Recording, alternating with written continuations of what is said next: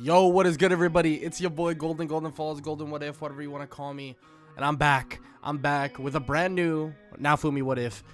Real quick, I want to say that I don't actually put part 1 in the title of, well, part 1s, because it's just the first episode of a series, and then the next part is part 2. So normally I'll just put what if, like, for example, what if Naofumi was the legendary explosion hero, and then that's it, and then part 2 will have have the label of part 2.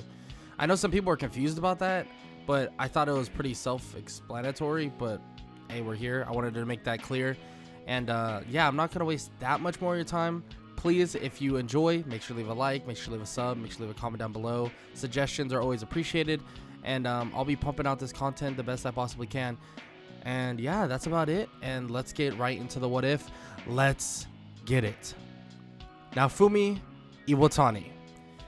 He's a normal kid, more like a normal man, being around the age of about 21, 22, but to some that is pretty young, so that is kind of like being still a kid.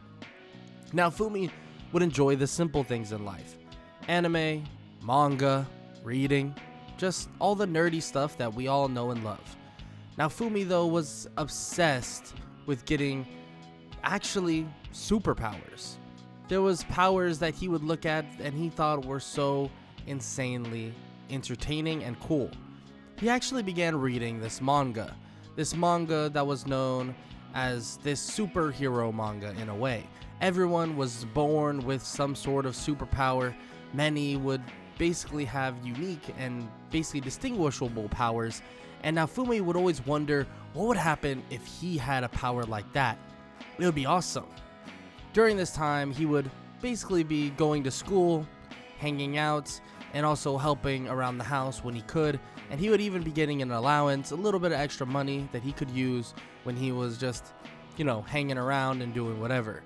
But one day he would head to the library, and it's normal for him to do so. He begins to siphon through all the pictures and all of the books and anything he could possibly see, eventually coming across this book that felt like it was calling to him. This book was different. He opened that said book up, and he began to look within it, and he began to read. It talked about the 4 cardinal heroes, but there was a hero missing from the book entirely, and that hero was not being told at all. What we know to be normally the shield hero, Naofumi does not see at all. All he sees as he flips through the pages is just flat out blank pages. These blank pages were confusing to Naofumi. As he continued to flip more and more and more, nothing would come up. He would get confused, but eventually he would see something on the page. It looked like a giant explosion. But just as he looked at it, and just as he went to go touch that said page, he heard a loud explosion happen across the streets. There's currently something occurring at a bank nearby, and it seems like they just busted into the vault. The explosion is then loud once again. It gets louder and louder and louder. Naofumi begins to have these weird panic attacks. He begins to breathe heavily, not being able to control his breathing and panicking. He looks around and no one's even there. The explosions get louder, but they get closer. The building surrounding him, or the building that's basically he's in and is surrounded by, begins to be covered in dust and explosions. Explosions begin to siren off as he's engulfed in one giant explosion. But out of nowhere, he would wake up. He would realize that he's no longer within that said explosion, and he's no longer where he was. But he's in this endless void. He looks down to see that place, him in a hospital, but it seems like he's getting up and he has a smile on his face, as if there's a version of himself that was hospitalized, but he woke up not too long later with a smile on his face. This is weird. This is odd. He then looks back to see that version of himself begins to fade to black as he looks up to see a different version of himself. As he squints to look closer, he's thrown up and he lands on the ground hard. He looks around to see 3 other people, and those 3 other people have a sword, have a spear, and have a bow. Naofumi would stand and he would look around to see that he has no weaponry and he is in complete and utter rag. He's in some very odd clothing that he didn't really wear before. It looks kind of singed, but at the same time resistant. He's not sure, but he looks around and he's confused. What's going on? Hello? Anybody? And the people that are there as well look at him and say that they have no idea either. They just showed up here. They have no idea what's truly happening. Naofumi looks toward the front to see guards and many other nobles coming forward. And, well, when they walk forward, they're not so pleased to see Naofumi, because the reason for this is he has no weapon and there's nothing about him that speaks hero. The nobles, nonetheless, begin to talk about how they are the 4 cardinal heroes, but normally they're supposed to be a shield hero. But maybe that's for the best. The shield hero's useless anyways. Naofumi ignores this slightly, but when they're all brought to the throne room, reality hits him like a truck. Because this is not the world that he once was in. This is different. Did he die? Is this heaven? He's so confused. He doesn't even know what's happening. He's not sure. What did he see earlier? He saw himself in a hospital bed, alive. What's happening? Naofumi, not knowing how to connect with any of this, he doesn't even hear the king speaking to him, but eventually they get his attention. The king tells him that he is no hero, that he is no cardinal hero, that he needs to leave right now. But Naofumi questions leave where? He doesn't even know this world. This isn't a world that he knows. Where are they anyways? They explain where they are. They are in the kingdom of Melromark, but now it's time for him to leave. But Naofumi doesn't know where to even go.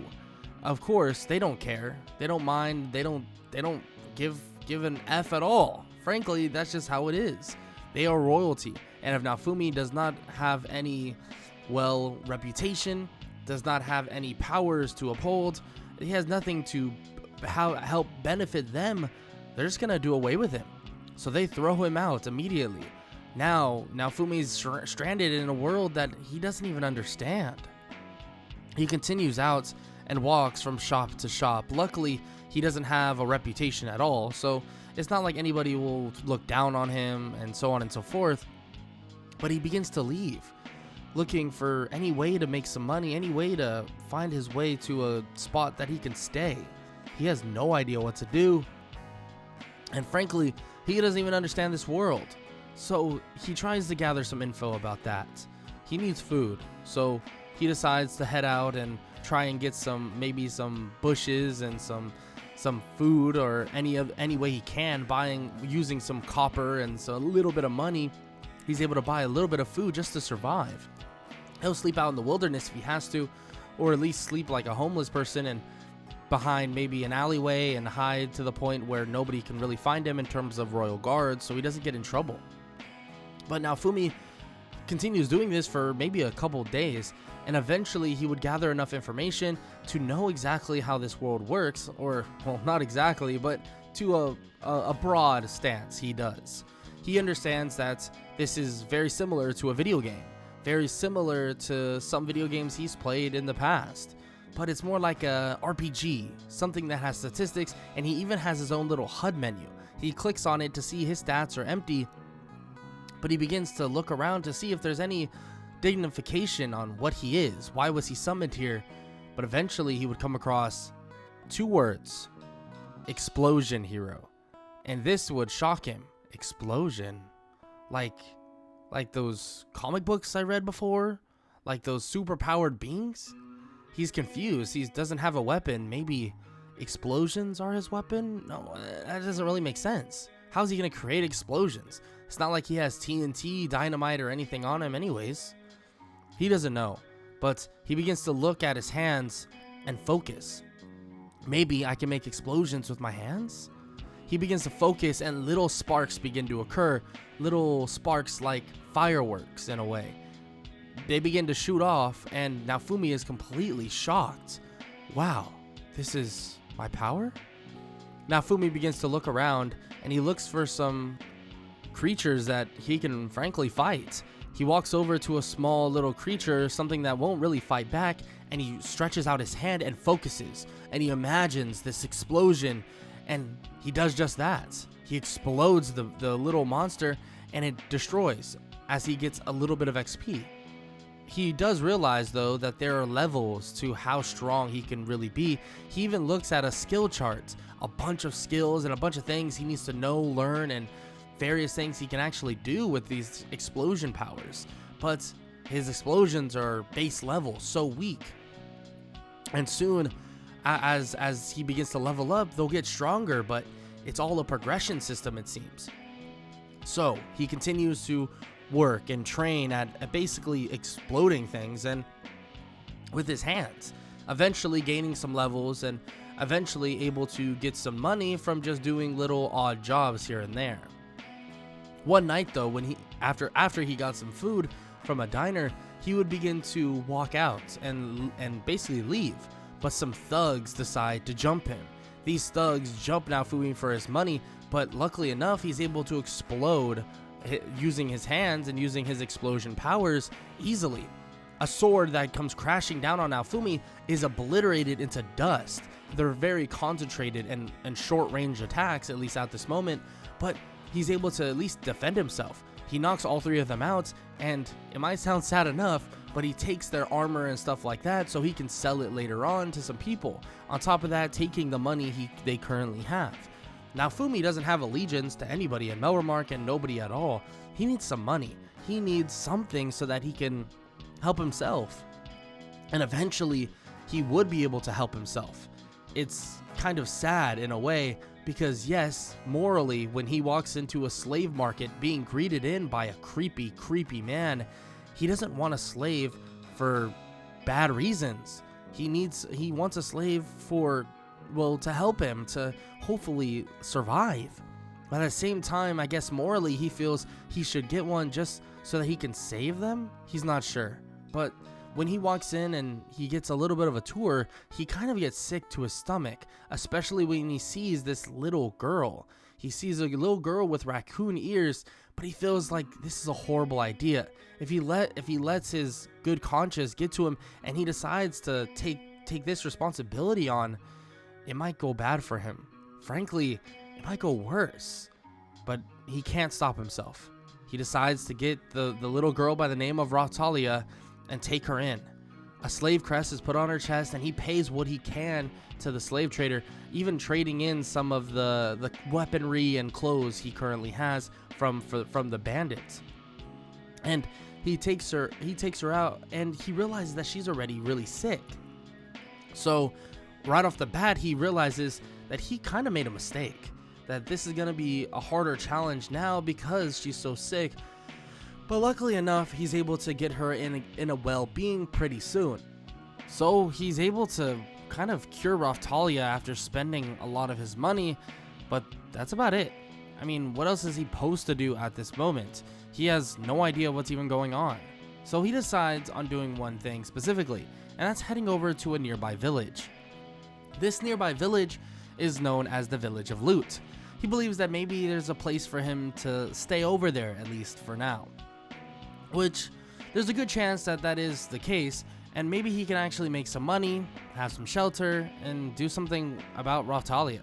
Frankly, he's not so sure if she can truly fight on her own, and not so sure if she's gonna really be beneficial. So when they arrive at the Village of Loot, he begins to speak with many there, and a lot of them actually know of Naofumi. They've heard about him, heard the explosion slightly, and also heard that he was actually slaying some nearby monsters. They say that, of course, that they have a place for him, and that Naofumi says that supposedly he's supposed to be one of the heroes, but Melremark denounced him as, well, a fake, a fraud. And of course, the Village of Loot is nice, and they're amazing people, so they let him in, and they say that all he has to do is really just help out around the village, and that everything should be just fine. Naofumi does just that, and soon he begins training with Raphtalia, trying to get her to learn how to fight, and so on and so forth. And as a point during this time, they begin basically slaying monsters. Rautalia, still being terrified of blood, Naofumi helps her with that fear, and actually the village of Loot helps Rautalia get her first weapon, being that of some sort of a short dagger. And she actually has some little bit of armor. Loot Village is full of extremely nice people, so they definitely help Rautalia and Naofumi out quite a bit. During this time, they would continue trying to make money, trying to basically do things on their own, and also just level up, because they have no idea what's truly about to come. And after a couple of weeks of making money, training, and so on and so forth, they would learn about the waves. Or more specifically, Naofumi would learn about the waves. Naofumi would learn that these waves come every month or so, and they actually send monsters, tons of them at that. So Naofumi is a little bit, well, worried about that. Frankly, these monsters, he has no idea how strong, how weak, how futile he will even be during the fights. But still, he'll need to do what needs to be done to protect the village and also protect himself and Rautalia. So the training just continues. That's all they do is train, and they just level up. Naofumi feels a lot stronger in terms of his explosion power, and soon he would gain enough money to buy some armor from some blacksmith in Melremark, and he goes over right before they close so he can go in secret. Him and Rautalia enter and are greeted by someone by the name of Earhart. He would introduce himself, of course, and Naofumi would explain what they need and so on.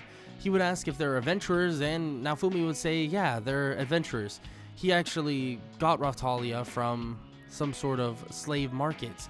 Unfortunately, he had to keep a low profile, and they had to get a slave crest, but he's looking for a way to get rid of it very soon. And of course, Earhart questions why would he do such a thing, but Naofumi said that he wanted to set her free. She was going to die of a sickness, so he wanted to get her out of there. Rautalia even confirms this, and she doesn't seem to be like a slave. She seems well-mannered, super nice, and super happy. It doesn't even seem like she's just playing a role. And Earhart would eventually believe that to be the case.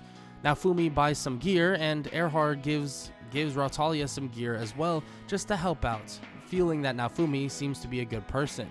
Earhart does question that he's never really seen him. He's maybe seen him one time throughout the night, but other than that, where's he been? What has he been doing? Naofumi explains that he's been training, leveling up, and trying to gain some money. That he was put in a bit of a bad scenario, or you could say, and he had to figure it out somehow. Naofumi doesn't elaborate beyond this and says that Earhart has been a great help, and he hopes to see him very soon, giving him the money he can and basically buying whatever they need, and they head out. They're training like normal. It might sound boring, but that's the truth of it. They need to kill monsters and they need to make money, so that's literally all they do. They kill monsters and they continue to increase their own level and increase the level that the monsters they need to fight, eventually leading them to this mine of some sorts. This mine would allow them to make a good bit of money, but the monsters in there are actually pretty high level. Some of those monsters that are currently in the mine or the cave are from previous waves. The fact that they're from previous waves would allow them to be stronger and more mighty, so Naofumi and Rautalia can gain more XP. Rautalia sitting around maybe a level 13, and Naofumi sitting around easily a level 23. Naofumi and Rautalia would go in to see this giant monster that would eventually show his face. Rautalia would be terrified of it, but Naofumi explains that they've trained very hard for a moment like this. There's nothing to fear, especially because they're together. Naofumi explains this, and they begin to fight the monster, and Naofumi could have took it on his own pretty easily at that, but he wanted Rautalia to help. Rautalia gets the final blow on the monster after Naofumi wounds it using his explosions, in which have upgraded quite a bit, and Rautalia feels this relief go over her body. She begins to cry, but it's as if it's the last time she'll let these emotions out in the regard of being fearful of this monster. Naofumi nods his head and hugs her slightly as he brings her back to the village. Naofumi begins to think about his skill tree, about what he can do. The explosions he has for the last 20 levels have really only gotten stronger, which is, of course, a benefit. His range, though, in terms of attacks, are very minuscule. So he needs to find out how to use his explosions at range. Maybe he can create some sort of orb-like things like grenades and throw them toward his enemies. But that's something he'll need to create himself. He continues to look through the skill tree to see that there's nothing like that. There's a lot of mobility, which he has unlocked, allowing him to move back and forth, sliding on his feet relatively quickly. And it seems like later on, there's mobility that would allow him to fly. On top of that, he continues to absorb different little herbs or different creature skins and so on and so forth. And these actually allow him to create different versions of explosions. Some weaker, some more potent, some at a bigger blast radius, some that are more condensed but extremely powerful. And it really just depends. It just depends overall. Naofumi has destroyed the little balloon-like creatures a long time ago, and that cloth or that little rubbery thing that he got from it actually allows for broader explosions, a bigger explosion, but a far weaker one. Naofumi continues to look through everything he possibly can, and he actually does have a more poisonous explosion as well, one that is slightly weaker than his regular explosions, but it actually gives damage over time, which is probably something he wants to utilize, at least go back and forth, maybe getting the damage over time and then switching to his regular explosions. But overall, there's a lot to learn, so he's unable to gain all the knowledge at once. Some time would pass, and Naofumi, Rautalia, and Loot Village itself would learn of the wave that is quickly approaching. And frankly, they need to go check at where the Dragon Hourglass currently is. The Loot Village, or the people of Loot Village, bring it up as well. So Naofumi and Rautalia decide to head in to the Kingdom of Melromark. They don't like doing this, of course, but still they have to do what must be done. They first head to Earhart to get some new, basically weaponry, armor, and so on, with Rautalia being a lot more grown now because of how many levels she's gotten over this time. With almost a month now passed and some efficient training, Naofumi and Rautalia would have easily been able to gain levels at insane rates, probably sitting around at least in the 20s, or at least Rautalia will be sitting at least in the 20s, Naofumi approaching 30 or maybe even at 30 at this point. Right now, they're extremely strong. So they would get the armor from Earhart, and new weaponry, of course. Naofumi not being able to use weapons, but some bonus stuff for Earhart, throwing in some different equipment that may help Naofumi in the future actually have more potent and strong explosions, depending on different scenarios. Naofumi, though, would then head over with Rautalia to the Dragon Hourglass. When they arrive, unfortunately, the other heroes are already there. But all they want to see is when the next wave currently is. They find out when the next wave is, and that's all they want to know. But the other heroes tell Naofumi, since they have no grudge against him, that they apologize for what occurred, but they really have no say in anything. But Naofumi knows they do. Come on now. They could have said something, helped Naofumi out, but they decided to say zilch because they knew that it would hurt their chances of getting proper things given to them. And this world right here is a world that they're just enjoying so much, I guess. Naofumi doesn't say much. He doesn't hate them, but he doesn't like any of them at the end of the day. So when he heads back to Loot Village, he speaks with them on a couple occasions, telling them that he will stay there to protect them from the wave. But once this wave is over, they're going to need to fortify Loot Village to a high extent. This is his home base, at least for now, and he's thinking about moving to maybe even another country outside of Melromark, because frankly, he can see that little things are going to happen, and maybe some big tribulations are going to occur that he's not going to be able to handle because of the restrictions of the Kingdom of Melromark. Nonetheless, he'll help where he can with Loot Village and protect them as much as possible. But with that said, one day later, it would finally be the wave. The countdown would end and the skies would grow purple, and giant monsters and tons of them would begin to appear. Skeletons, zombies, every undead monster you can possibly think of arrives on the battlefield, and Naofumi begins to blast through them. Even with new equipment, Naofumi is able to destroy everything in sight almost instantaneously. He's flying around so quickly, or not really flying, but dodging around so quickly, And Rautalia is so effective as well, they're able to eliminate all of the monsters that are currently in plain sight relatively easily. Yeah, that's until they realize something and they hear something. A whistle.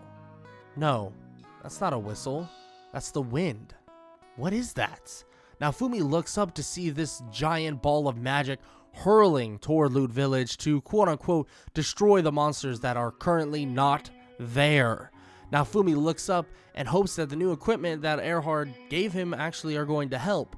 He looks up and he stretches out both of his hands, and it seems to make an even bigger explosion than he possibly could have imagined. It seems that the gauntlets he gave Naofumi are kind of like enhancers, something that would allow him to expel even stronger explosions. He's not sure how he even did it, but this is a video game world, so anything could really happen. He reaches out, and as he blasts the giant blast out of the sky, it explodes midair, and most if not everybody can hear and see a giant ripple of clouds shatter throughout the sky. Naofumi looks toward an army of soldiers and knights coming up as they question why he did such a thing, that they could have eliminated all of the monsters there, but Naofumi says that all the monsters are destroyed, gone. What are they even talking about? Don't they have eyes?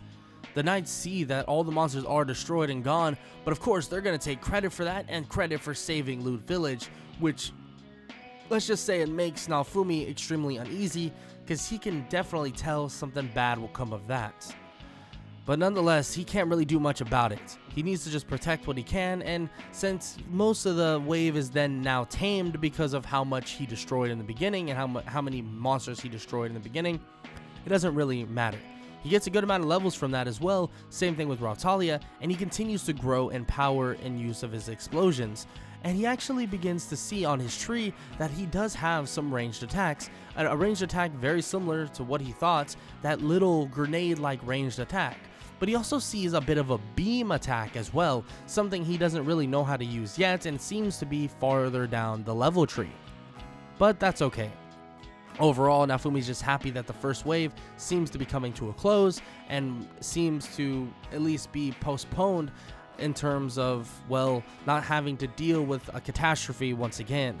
Naofumi handles everything else, the cleanup, and him and Rautalia clean up Loot Village to make it nice and spiffy once again. But it is odd. He gets a weird invitation, and an invitation to a bit of a celebration for the first wave being destroyed, but it's from the Melromar Kingdom. This makes him uneasy. He doesn't necessarily want to go, but Rautalia feels that maybe this is their way of signaling him in as a hero. But Naofumi says that she's too open-hearted about that. There's no way that's the case. But if she feels better about it, they can go, and if things go awry, they will run away and leave as soon as possible. But this would be a big mistake, because when they arrive, Naofumi would be accused of keeping and basically utilizing a slave for his own ordeals, and on top of that, making her fight in wars.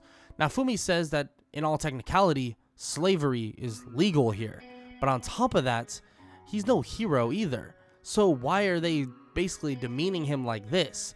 Of course, the spear hero, being influenced by a horrible woman that's in the royal line, begins to basically persuade the spear hero into challenging Naofumi to a fight, a duel, something that would allow Rautalia to be able to escape and leave on her own. But Rautalia says that she's fine.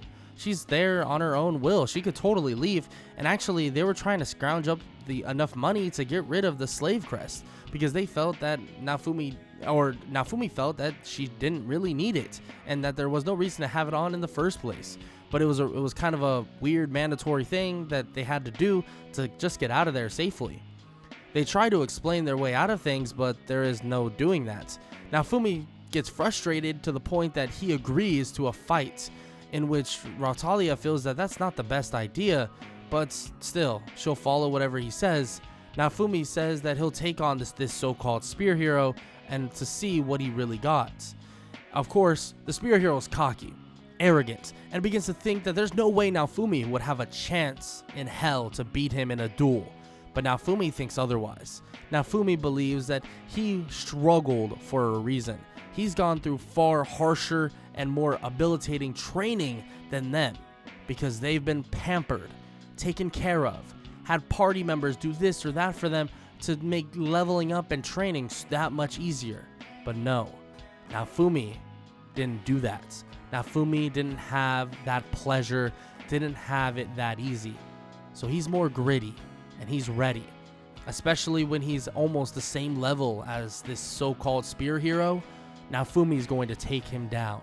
At least that's what he truly believes. The spear hero thinks otherwise, and when they enter the arena for their duel, the crowds begin to cheer on the spear hero as if Naofumi was some sort of villain. But find out what happens in this duel on the next part of What If Naofumi Was the Legendary Explosion Hero. And if you enjoyed, make sure to leave a like, make sure to leave a sub, and make sure to leave a comment down below, all that good stuff. And I hope all of y'all enjoy, like I said, and I hope all y'all have an amazing day. Later.